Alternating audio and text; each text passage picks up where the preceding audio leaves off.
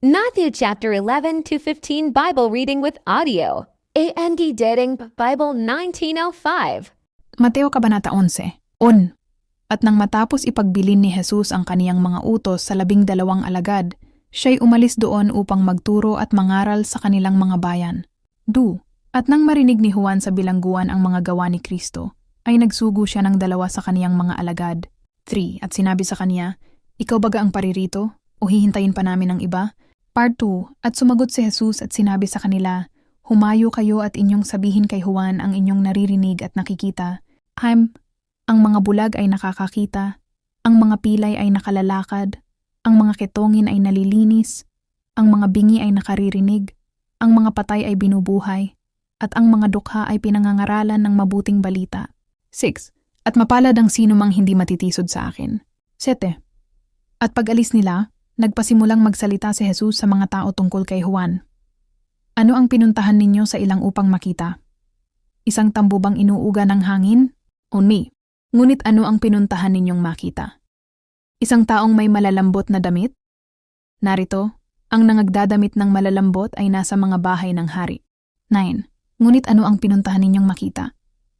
Isang propeta? Oo, sinasabi ko sa inyo, at higit pa sa propeta. 10. Sapagkat ito yaong nasusulat, narito sinusugo ko ang aking sugo sa unahan ng iyong mukha na maghahanda ng iyong daan sa harap mo. 11. Katotohanang sinasabi ko sa inyo, sa mga ipinanganak ng mga babae ay walang dakilang lumitaw kay Juan Bautista. Ngunit ang pinakamaliit sa kaharian ng langit ay dakila kaysa kaniya. 12. At mula sa mga araw ni Juan Bautista hanggang ngayon ay dinaranas ng kaharian ng langit ang karahasan, at ito'y inaagaw ng mga taong marahas. 13. Sapagkat ang lahat ng mga propeta at ang kautusan ay nanghula hanggang kay Juan. 14. At kung ibig ninyong tanggapin, siya si Elias na paririto. 15. Ang may pandinig ay makinig. Hinawa siya. Ngunit saan ko itutulad ang lahing ito? Katulad sila ng mga batang nakaupo sa mga pamilihan at tinatawag ang kanilang mga kasama, 17, na nagsasabi, "Tinugtugan namin kayo ng plauta, ngunit hindi kayo sumayaw. Tumangis kami, ngunit hindi kayo tumaghoy." 18. Sapagkat dumating si Juan na hindi kumakain ni umiinom, at sinasabi nila, may demonyo siya. 19. Dumating ang anak ng tao na kumakain at umiinom, at sinasabi nila, narito ang isang taong matakaw at manginginom ng alak, kaibigan ng mga maniningil ng buwis at ng mga makasalanan. Ngunit ang karunungan ay pinatutunayang matuwid ng kaniyang mga gawa. 20. Nang magkagayoy sinimulan niyang sumbatan ang mga bayang kinagawa niya ng maraming himala, sapagkat hindi sila nagsisi. 21. Sa aba mo, Corazin. Sa aba mo, Bethsaida. Sapagkat kung sa Tiro at Sidon ginawa ang mga himalang ginawa sa inyo, matagal na sana silang nagsisi na may pananamit na magaspang at abo. 22. Gayunman sinasabi ko sa inyo, higit pang mapagtiisan ng Tiro at Sidon sa araw ng paghuhukom kaysa sa inyo. Dastit, at ikaw, Capernaum, ikaw ba'y itataas hanggang sa langit?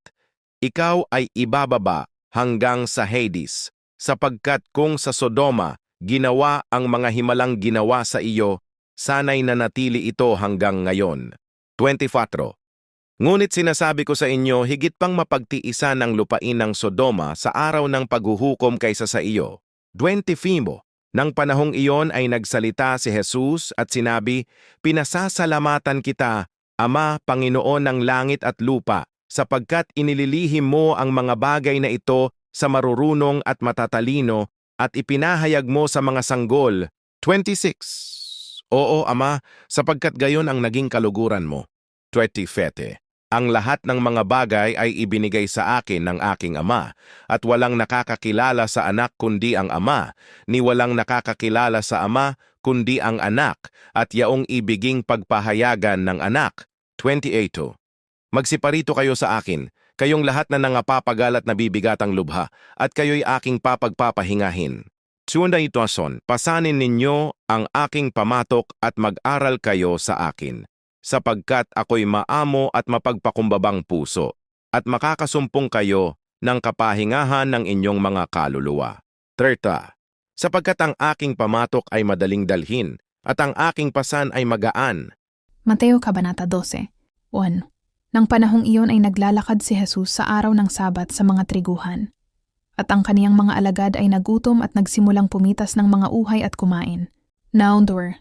Ngunit nang makita ito ng mga Fariseo, ay sinabi nila sa kaniya, "Narito, ginagawa ng iyong mga alagad ang hindi ipinahihintulot gawin sa Sabat." 3. Ngunit sinabi niya sa kanila, "Hindi ba ninyo nabasa ang ginawa ni David nang siya'y magutom at ang mga kasama niya?" 4. Kung paano siya pumasok sa bahay ng Diyos at kumain ng tinapay na handog na hindi ipinahihintulot kainin niya ni ng kaniyang mga kasama, kundi ng mga pari lamang? 5. O hindi ba ninyo nabasa sa kautusan na sa Sabat ang mga pari sa templo ay lumalabag sa Sabat ngunit hindi nagkakasala? 6. Ngunit sinasabi ko sa inyo, narito ang isang higit kaysa templo. 7. Ngunit kung nalalaman ninyo ang kahulugan nito, habag ang ibig ko at hindi hain, hindi ninyo hahatulan ng mga walang sala. 8. Sapagkat ang anak ng tao ay Panginoon ng Sabath. 9. At umalis siya roon at pumasok sa kanilang sinagoga. 10. At naroon ang isang taong tuyot ang kamay, at tinanong nila siya, na nagsasabing, "Ipinahihintulot bang magpagaling sa Sabat?" Upang siya'y maisakdal nila. 11. At sinabi niya sa kanila, "Sino sa inyo ang may isang tupa, na kung mahulog sa hukay sa Sabath, ay hindi niya hahawakan at iaahon?" 12. Gaano pa kaya kahalaga ang isang tao kaysa sa isang tupa, kaya't ipinahihintulot ang paggawa ng mabuti sa Sabat. 13. Nang magkagayoy sinabi niya sa tao, "Iunat mo ang iyong kamay." At iniunat niya ito, at gumaling na gaya ng kabilang kamay. 5. Ngunit lumabas ang mga Fariseo at nag-usap laban sa kaniya kung paano siya papatayin. 15. Ngunit nang malaman ito ni Jesus ay umalis siya roon, at maraming tao ang sumunod sa kaniya, at pinagaling niya silang lahat. 16. At ipinagbawal niya sa kanila na siya'y ipahayag. Sabihin upang matupad ang sinalita sa pamamagitan ng propetang si Isaias na nagsasabing, "Hawaing tint. Narito ang aking lingkod na aking hinirang, ang aking minamahal na lubos kong kinalulugdan. Ilalagay ko sa kaniya ang aking espiritu, at ipahahayag niya ang katarungan sa mga bansa." Nanparin.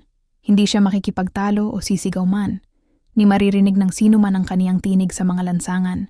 20. Ang tuping tambo ay hindi niya babaliin, at ang umuusok na mitsa ay hindi niya papatayin, hanggang sa magtagumpay ang katarungan.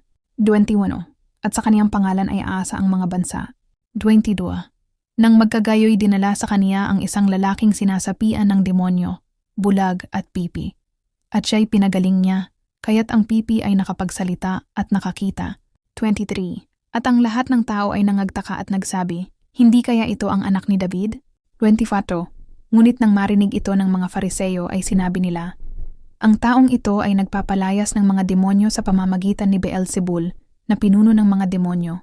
25. Ngunit nalalaman ni Jesus ang kanilang mga iniisip at sinabi sa kanila, "Ang bawat kahariang nagkakabahabahagi laban sa kaniyang sarili ay mawawasak." 26. At kung pinalalayas ni Satanas si Satanas, siya'y nagkakabahabahagi laban sa kaniyang sarili, paano mananatili ang kaniyang kaharian? 27. At kung ako'y nagpapalayas ng mga demonyo sa pamamagitan ni Beelzebul, sa pamamagitan nino naman sila pinalalayas ng inyong mga anak? 28.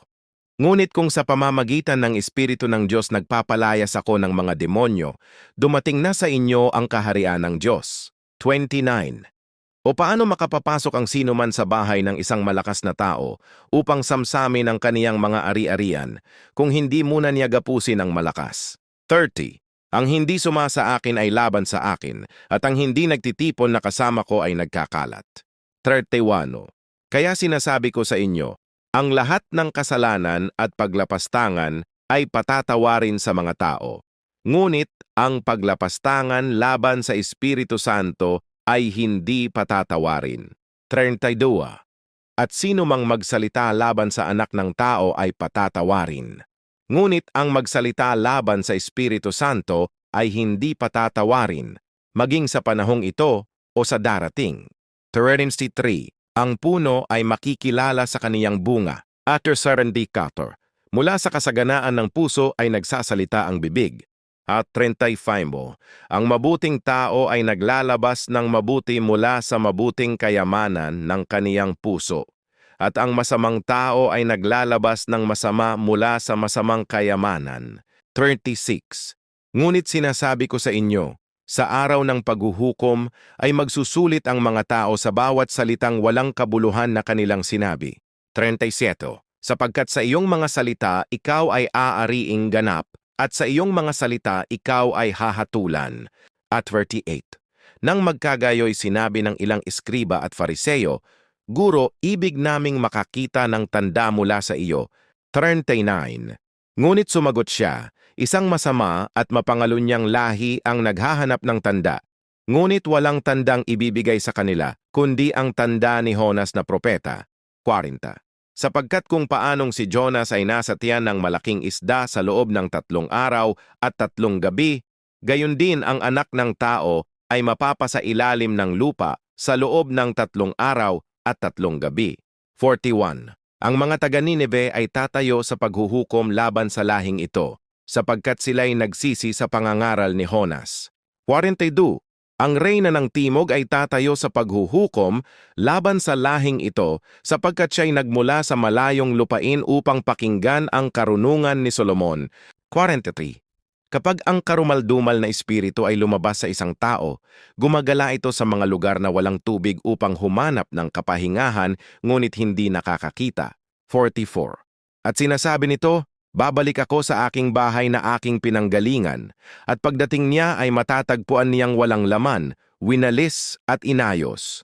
45. Pagkatapos ay umaalis siya at nagsasama ng 7 ibang espiritong higit na masama kaysa kaniya, at sila'y pumapasok at naninirahan doon. 46. Habang nagsasalita pa si Jesus sa mga tao, narito ang kaniyang ina at mga kapatid ay nakatayo sa labas na naghahanap na makausap siya. 47. At may nagsabi sa kaniya, narito ang iyong ina at mga kapatid ay nasa labas na naghahanap sa iyo. 47. May nagsabi sa kanya, narito ang iyong ina at ang iyong mga kapatid ay nasa labas at nais kang makausap. 48. Ngunit sumagot si Jesus sa nagsabi sa kaniya, sino ang aking ina at sino ang aking mga kapatid? 49. At iniunat niya ang kaniyang kamay sa kaniyang mga alagad at sinabi, narito ang aking ina at ang aking mga kapatid. Lising pata. Sapagkat ang sino mang gumagawa ng kalooban ng aking ama na nasa langit ay siya kong kapatid na lalaki, kapatid na babae, at ina. Mateo 13. 1. Nang araw ding yaon ay lumabas si Jesus sa bahay at naupo sa tabi ng dagat. 2. At nagkatipon sa kaniya ang lubhang maraming tao, anupat siya'y lumulan sa isang daong at naupo, at ang buong karamihan ay nakatayo sa baybayin. 3.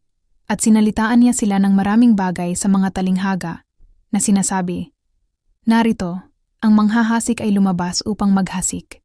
4. At sa kaniyang paghahasik, ang ilang binhi ay nahulog sa tabi ng daan, at nagsidating ang mga ibon at kinain ang mga yaon. 5. At ang mga iba'y nangahulog sa mga batuhan, na dooy walang maraming lupa, at pagdakay nagsitubo, sapagkat walang kalaliman ang lupa. 6. At nang sumikat ang araw ay nangasunog, at sapagkat walang ugat ay nangatuyo. 7. At ang mga iba'y nangahulog sa mga dawagan, at nagsitubo ang mga dawag at ininis ang mga yaon. 8. At ang mga iba'y nangahulog sa mabuting lupa, at nangagbunga, ang iba'y tig-100, ang iba'y tig-60, ang iba'y tig-30. 9. Ang may mga pakinig ay makinig. 10. At nagsilapit ang mga alagad, at sa kaniya'y nagsabi, bakit mo sila sinasalitaan sa mga talinghaga? 11. At siya'y sumagot at nagsabi sa kanila, sapagkat sa inyo'y ipinagkaloob ang mga kaalam ng mga hiwaga ng kaharian ng langit.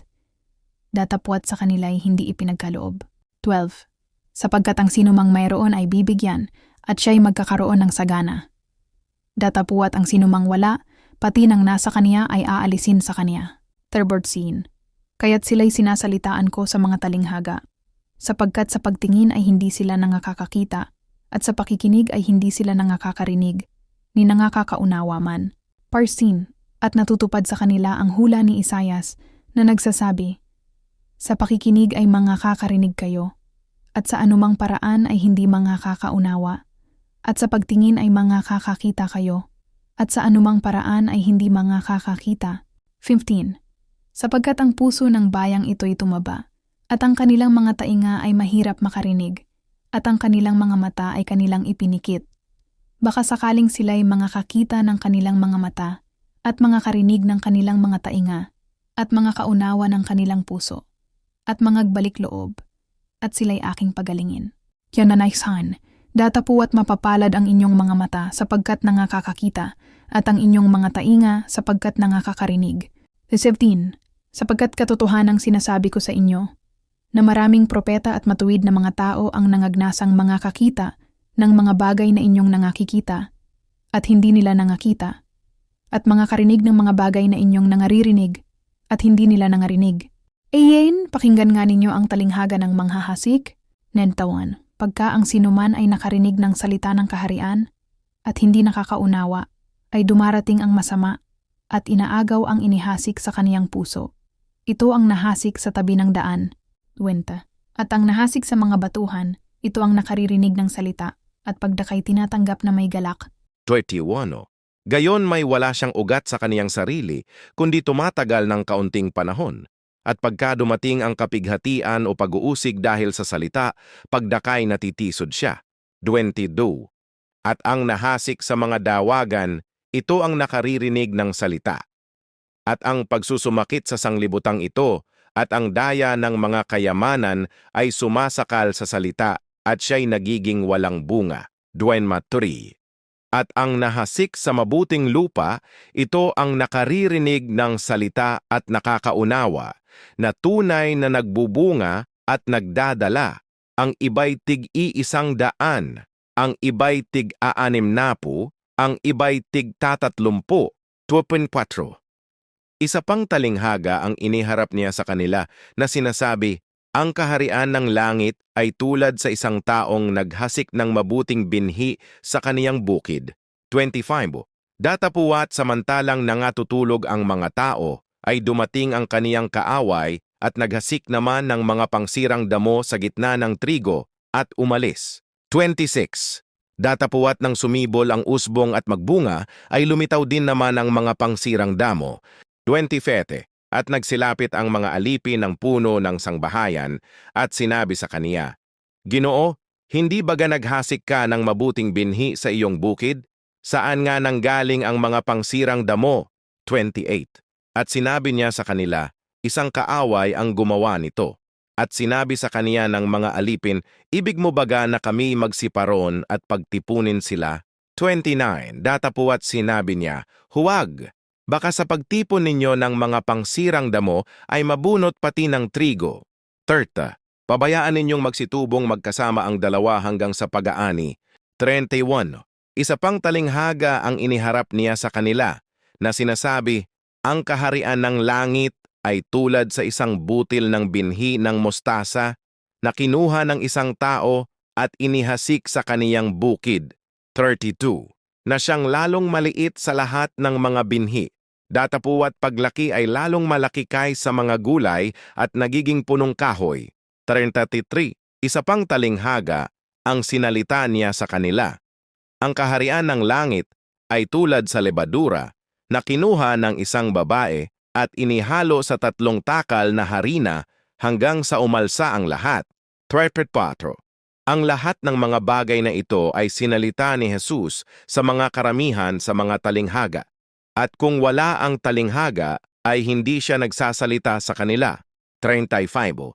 Upang matupad ang sinalita sa pamamagitan ng propeta, 30 nang magkagayoy iniwan niya ang mga karamihan at pumasok sa bahay. At nagsilapit sa kaniya ang kaniyang mga alagad na nagsisipagsabi, ipaliwanag mo sa amin ang talinghaga ng mga pangsirang damo sa bukid. 37:43. At sumagot siya at sinabi, ang naghahasik ng mabuting binhi ay ang anak ng tao. Ang bukid ay ang sanglibutan. Ang mabuting binhi ay ang mga anak ng kaharian. Ang mga pangsirang damo ay ang mga anak ng masama. At ang kaaway na naghasik sa kanila ay ang diablo. At ang pag-aani ay ang katapusan ng sanglibutan. At ang mga ani ay mga anghel. 44. Ang kaharian ng langit ay tulad sa kayamanang natago sa bukid. 45-46. Gayon din naman ang kaharian ng langit ay tulad sa isang mangangalakal na naghahanap ng magagandang perlas. 40-70-50. Muli, ang kaharian ng langit ay tulad sa isang lambat na inihagis sa dagat at nakahuli ng sari-saring isda. 51. Naunawa ba ninyo ang lahat ng mga bagay na ito? Sinabi nila sa kanya, O, mfitadu. At sinabi niya sa kanila, kaya nga ang bawat iskribang tinuruan tungkol sa kaharian ng langit ay tulad sa isang taong puno ng sangbahayan na naglalabas ng kaniyang kayamanan ng mga bagay na bago at luma. 53. At nangyari na nang matapos ni Jesus ang mga talinghagang ito ay umalis siya roon. 54. At pagdating sa kaniyang sariling lupain ay nagturo siya sa kanilang sinagoga. 55. Hindi baga ito ang anak ng karpintero? Hindi baga ang kaniyang ina ay tinatawag na Maria? 56. At ang kaniyang mga kapatid, si Santiago, Jose, Simon at Judas? 57. At sila'y nangatisod sa kanya. 58. At hindi siya gumawa roon ng maraming makapangyarihang gawa dahil sa kanilang kawalan ng pananampalataya. Dating Biblia 1905. Mateo 14. 1. Nang panahong yaon ay nabalitaan ni Herodes Antipas na tetrarka ang tungkol kay Jesus. 2. At sinabi niya sa kaniyang mga lingkod, ito'y si Juan Bautista. Siya'y muling nabuhay sa mga patay, kaya't gumagawa sa kaniya ang mga kapangyarihang ito. 3. Sapagkat si Herodes ay nagpahuli kay Juan at iginapos at ibinilanggo siya dahil kay Herodias na asawa ni Felipe na kaniyang kapatid. 4. Sapagkat sinabi sa kaniya ni Juan, hindi matuwid na siya'y iyong maging asawa. 9. At ibig sana niyang ipapatay siya, datapuat natakot siya sa mga tao, sapagkat kanilang kinikilala siyang propeta. 6. Datapuat ng ipagdiwang ang kaarawan ni Herodes, ay sumayaw sa harap nila ang anak na babae ni Herodias, at nagustuhan ni Herodes. 7. Kaya nangako siyang ibibigay ang anumang hingin nito. 8. Dahil sa udyok ng kaniyang ina ay sinabi niya, ibigay mo sa akin dito sa isang pinggan ang ulo ni Juan Bautista. 9. At nalungkot ang hari. Datapuat dahil sa kaniyang panunumpa at sa mga kasalo niya sa hapag ay iniutos niyang ibigay iyon. 10. At ipinapugot niya ang ulo ni Juan sa bilangguan. 11. At dinala ang ulo sa isang pinggan at ibinigay sa dalaga. At dinala naman niya sa kaniyang ina. 12. At dumating ang mga alagad ni Juan, kinuha ang bangkay at inilibing, at pumunta sila at ibinalita kay Jesus. Pinakain ni Jesus ang 5,000, tapa 13. Nang marinig ito ni Jesus, ay umalis siya roon sakay ng bangka, patungo sa isang ilang na lugar. Datapuat ng malaman ng mga tao, ay sumunod sila sa kaniya mula sa mga bayan. 14. At nang siya'y bumaba ay nakita niya ang maraming tao, at nahabag siya sa kanila, at pinagaling ang kanilang mga may sakit. 15. Nang gumabi na, lumapit ang mga alagad at sinabi, ilang na lugar ito at malalim na ang gabi. Paalisin mo ang mga tao upang makabili sila ng pagkain. 16. Datapuat sinabi ni Jesus sa kanila, hindi nila kailangang umalis, kayo ang magbigay sa kanila ng makakain. 17. At sinabi nila sa kanya, mayroon lamang kami rito na 5 tinapay at 2 isda. 18. At sinabi niya, dalhin ninyo sa akin dito. 19. At pinaupo niya ang mga tao sa damuhan. Kinuha niya ang 5 tinapay at 2 isda. Tumingala sa langit, nagpala, pinagputol-putol ang mga tinapay at ibinigay sa mga alagad, at ibinigay ng mga alagad sa mga tao. 20. At silang lahat ay kumain at nabusog, at kanilang pinulot ang mga natirang putol, 12 bakol na puno. 121. At ang mga kumain ay mga 5,000 lalaki, bukod pa ang mga babae at mga bata. Naglakad si Jesus sa tubig. 22. Pagdakay pinasakay ni Jesus sa bangka ang kaniyang mga alagad at pinauna sa kabilang ibayo habang pinauuwi niya ang mga tao. 23. At nang mapaalis na niya ang mga tao, siya'y umakyat sa bundok upang manalangin ng mag-isa. At nang gumabi ay siya lamang ang naroon. 24. Datapuat ang bangka ay nasa gitna na ng dagat at hinahampas ng mga alon sapagkat salungat ang hangin. 25. At nang ika-4 na pagbabantay sa gabi ay lumapit si Jesus sa kanila na naglalakad sa ibabaw ng dagat. 26. At nang makita siya ng mga alagad na naglalakad sa dagat, ay nangatakot sila at nagsabing multo iyon, at sila'y sumigaw sa takot. 27.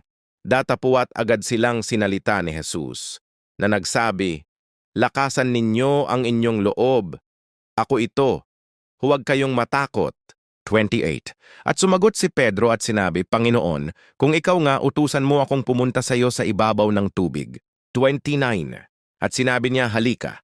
At bumaba si Pedro mula sa bangka at lumakad sa ibabaw ng tubig upang pumunta kay Jesus. 30. Datapuat nang makita niya ang malakas na hangin ay natakot siya. At nang siya'y magsimulang lumubog ay sumigaw siya, Panginoon, iligtas mo ako. 31. At agad iniunat ni Jesus ang kaniyang kamay at hinawakan siya at sinabi, Ikaw nakakaunti ang pananampalataya. Bakit ka nag-alinlangan?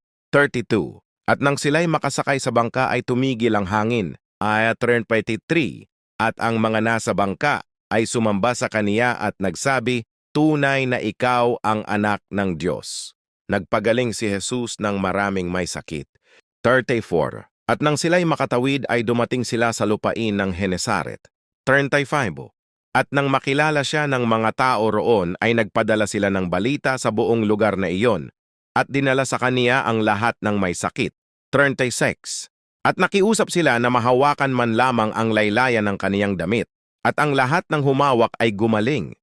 Ang dating Biblia 19:5, Mateo 15. On. Nang magkagayoy nagsilapit kay Jesus ang mga eskriba at mga Fariseo mula sa Jerusalem, na nagsisipagsabi, bakit nilalabag ng iyong mga alagad ang salin ng matatanda? Sapagkat hindi sila naghuhugas ng kanilang mga kamay pagka kumakain ng tinapay. 3. Datapuat siya'y sumagot at nagsabi sa kanila, Bakit naman nilalabag ninyo ang utos ng Diyos dahil sa inyong salin? 4. Sapagkat sinabi ng Diyos, Igalang mo ang iyong ama at ina, at ang nagsasalita ng masama laban sa ama o ina ay dapat mamatay. Chagkashormafa. Datapuat sinasabi ninyo, kung ang sinuman ay magsabi sa kaniyang ama o ina, ang anumang maitutulong ko sa iyo, ay inihandog ko na sa Diyos. Nix. Hindi na niya kailangang igalang ang kaniyang ama o ina. Sa gayoy pinawawalang kabuluhan ninyo ang utos ng Diyos dahil sa inyong salin. 7. Mga mapagpaimbabaw, mabuting ipinahayag ni Isaias ang tungkol sa inyo na nagsasabi. 8. Ang bayang ito ay iginagalang ako ng kanilang mga labi. Datapuat ang kanilang puso ay malayo sa akin. 9. Ngunit walang kabuluhan ang kanilang pagsamba sa akin na nagtuturo ng mga utos ng tao, ang nakakapagpadumi sa tao. 10. At tinawag niya ang karamihan at sinabi sa kanila, Makinig kayo at unawain ninyo. 11. Hindi ang pumapasok sa bibig ang nagpaparumi sa tao, kundi ang lumalabas sa bibig, iyon ang nagpaparumi sa tao. 12. Nang magkagayoy nagsilapit ang mga alagad at sinabi sa kaniya, Alam mo bang ang mga Fariseo ay nagalit nang marinig nila ang salitang ito? Ngunit siya'y sumagot, Ang bawat halamang hindi itinanim ng aking ama sa langit ay bubunutin. Pavin. Hayaan ninyo sila. Sila'y mga bulag na taga-akay ng mga bulag. At kung ang bulag ang umakay sa bulag, kapwa sila mahuhulog sa hukay. Pebin na, at sumagot si Pedro at sinabi, Ipaliwanag mo sa amin ang talinghagang ito. 16. At sinabi ni Jesus, Hanggang ngayoy hindi pa rin ba kayo nakauunawa? Amen. Hindi ba ninyo nauunawa na ang anumang pumapasok sa bibig ay napupunta sa tiyan at inilalabas? 18. Ngunit ang lumalabas sa bibig ay nagmumula sa puso at iyon ang nagpaparumi sa tao. Naninden, sapagkat sa puso nanggagaling ang masasamang pag-iisip, pagpatay, pangangalunya, pakikiapid, pagnanakaw, pagsisinungaling, at paninirang puri. 20. Ito ang nagpaparumi sa tao. Ngunit ang kumain ng hindi naghugas ng kamay ay hindi nagpaparumi sa tao. Ang pananampalataya ng babaeng Kananea. 21. At umalis si Jesus roon at nagtungo sa mga lugar ng Tiro at Sidon. 22. At narito, isang babaeng Kananea mula sa mga hangganang iyon ang lumapit at sumigaw, Panginoon, anak ni David, maawa ka sa akin. Ang aking anak na babae ay lubhang pinahihirapan ng demonyo. Kasandin Duarte. Ngunit hindi siya sinagot ni Jesus. At lumapit ang mga alagad at nakiusap, Paalisin mo siya, sapagkat siya'y sumisigaw sa likuran natin. 24. At sumagot siya, Hindi ako sinugo kundi sa mga nawawalang tupa ng sambahayan ng Israel. 25. Datapuat siya'y lumapit at sumamba sa kaniya at nagsabi, Panginoon, tulungan mo ako. 26. At sinabi niya, hindi mabuti na kunin ang tinapay ng mga anak at ihagis sa mga aso. 27. Datapuat sinabi niya, Oo nga, Panginoon, ngunit ang mga aso man ay kumakain ng mga mumong nahuhulog mula sa hapag ng kanilang mga Panginoon. 28. Nang magkagayoy sumagot si Jesus at sinabi sa kaniya, O babae, malaki ang iyong pananampalataya, mangyari sa iyo ang ayon sa iyong ibig. At gumaling ang kaniyang anak mula sa oras na iyon. Maraming pinagaling ni Jesus. 29. At umalis si Jesus roon at dumating sa tabi ng dagat ng Galilea at umakyat siya sa bundok at naupo roon. Of 2. At lumapit sa kaniya ang maraming tao na may dalang mga pilay, bulag, pipi at marami pang iba. At sila'y pinagaling niya. 31. Kaya't namangha ang mga tao nang makita nilang ang mga pipi ay nakapagsasalita. Ang mga pilay ay gumagaling, ang mga bulag ay nakakakita, at niluwalhati nila ang Diyos ng Israel. Pinakain ng 4,000. 32. Tinawag ni Jesus ang kaniyang mga alagad at sinabi, Nahahabag ako sa karamihan sapagkat 3 araw na silang kasama ko at wala nang makain. 33. Sinabi ng mga alagad, Saan tayo kukuha ng sapat na tinapay sa ilang upang pakainin ng napakaraming tao? 34. At sinabi ni Jesus, Ilan ang inyong tinapay? At sinabi nila, 7 at kaunting maliliit na isda. 35. At pinaupo niya ang karamihan sa lupa. 36. At kinuha ang 7 tinapay at ang mga isda. Nagpasalamat siya at pinagputol-putol ang mga iyon at ibinigay sa mga alagad at ibinigay ng mga alagad sa mga tao. 37. At silang lahat ay kumain at nabusog. At kanilang pinulot ang mga natirang putol, 7 bakol na puno. 38. At ang mga kumain ay 4,000 lalaki, bukod pa ang mga babae at mga bata. 39. At matapos mapaalis ang karamihan ay sumakay siya sa bangka at dumating sa mga hangganan ng Magadan.